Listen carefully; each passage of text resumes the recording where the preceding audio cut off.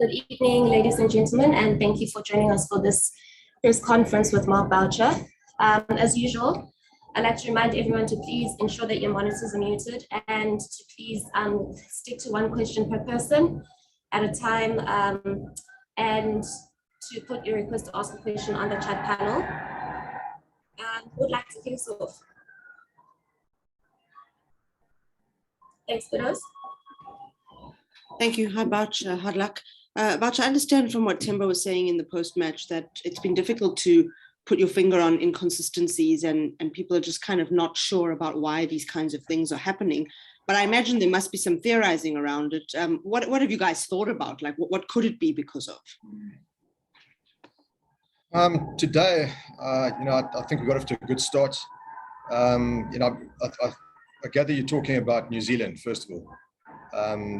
Yeah, and just things like beating India and then losing to Bangladesh in ODIs. I think there were deeper issues in New Zealand. I don't think that MRQ helped us out too much, having spoken to a couple of New Zealand players as well. They actually lost to Bangladesh after coming out of MRQ as well. So, that was one thing. And, it's not an excuse because I think we could have been a lot better. With regards to this game, I just think we lacked intent. We got off to a very good start with Puni and Yanaman. And we went to sleep. It's certainly not the way we want to play.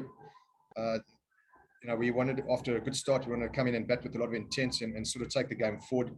And we just didn't manage to do that. Yes, they bowled well, but I still think that you've got to take some risks along the way to create scoring opportunities. And we didn't do that. It was almost like we're going out with a fear of getting out rather than going out to set a total, which, for me, having a look at the way the wicket played was over 300. So yeah, the intent we just lacked, and it just spiraled into a proper collapse, which was the undoing of us. Stuart, and then Khanyisa Tienes. Thanks, Sipokazi.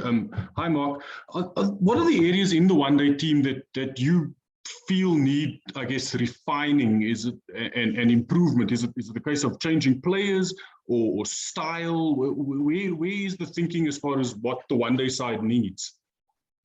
I think belief in the way that we want to play.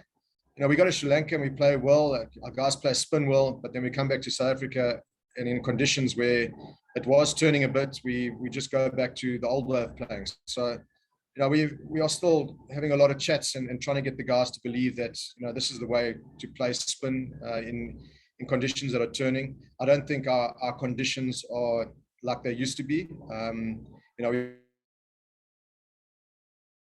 Was really in Indian sort of conditions in our home country, and these conditions as well, the ball's turning a bit. So I think it's a belief and a faith of going out and playing the way that we want the guys to play. As I said today, we want them to go out there and be proactive, and they just didn't do that today. We've been working on shots, shot selection, all that type of stuff. So the guys know that they have the armory to do that, but it's one thing to understand that you got it, but it's another thing to go out and actually execute. And there seems to be a little bit of a block and a little bit of fear of getting out rather than going out there and understanding that the game's about runs and trying to put the fear of failure out of your mind rather than actually going out and trying to take a game on.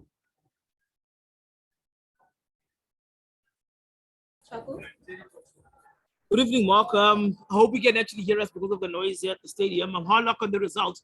What seems to be the problem in procuring results in ODI Super League matches? Because the India series wasn't an ODI Super League series, but you played very well there. But as the numbers show, at the point show on the log, that there's seemingly a difficulty in winning ODI Super League matches. Are you able to put to explain why that's the case? No, I think we lost one game against Ireland where I think there was a bit of fatigue that had been there coming from the West Indies. So we were on a high, and then we, sort of hit Ireland and we lost the game there. So that's one. Holland got rained out.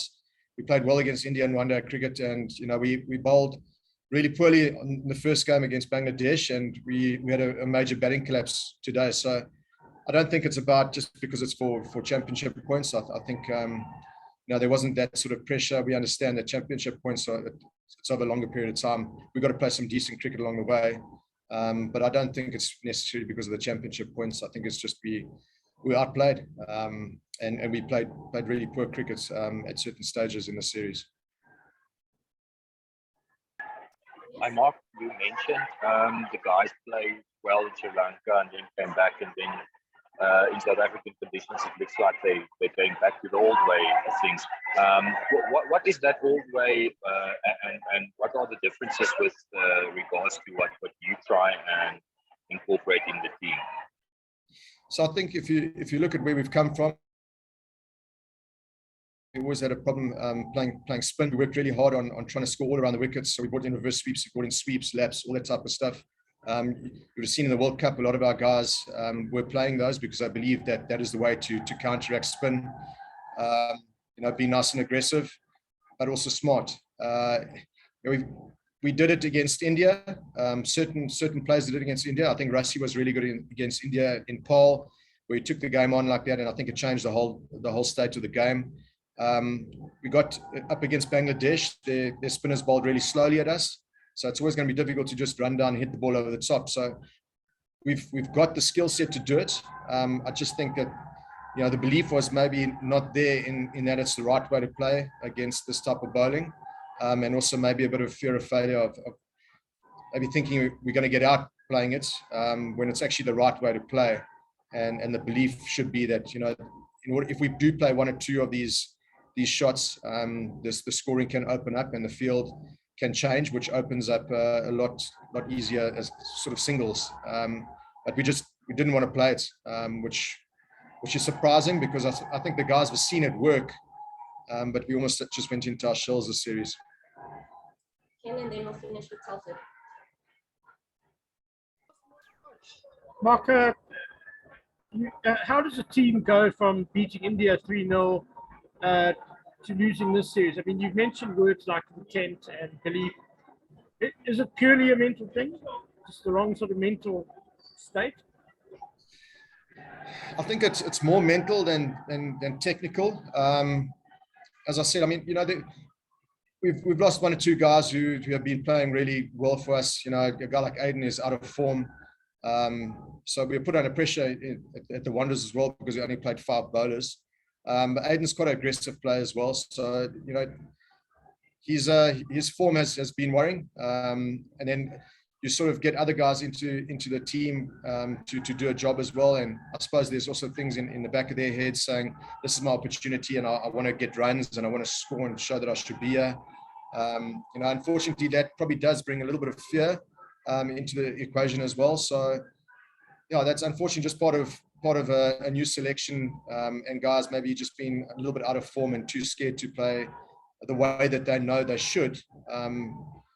So I think it's more of a mental thing against India. We had some guys who were in good form. We had great partnerships. We just didn't have that this series. And it could be a bit of form and maybe a bit of belief in the way that we want to play. This is Mark. Your remaining, if I've got this right, your remaining World Cup Super League fixtures are against India, England, Australia, and then the Netherlands. And that almost rings an alarm bell. Do you hear alarm bells in terms of qualification? Yeah, I think so.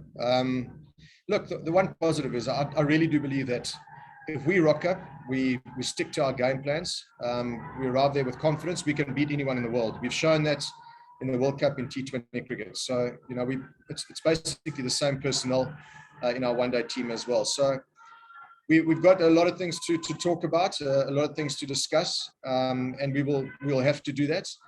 But also understanding that we've got the clientele in our change room to beat the best in the world. And, those teams that you mentioned, we have beaten them before, and we're going to have to beat them again in order to qualify. So, yeah, the alarm bells are always there, and we're putting ourselves under pressure. But I suppose we've got to come to the party. Thanks very much, everyone. Please stand by for Teba.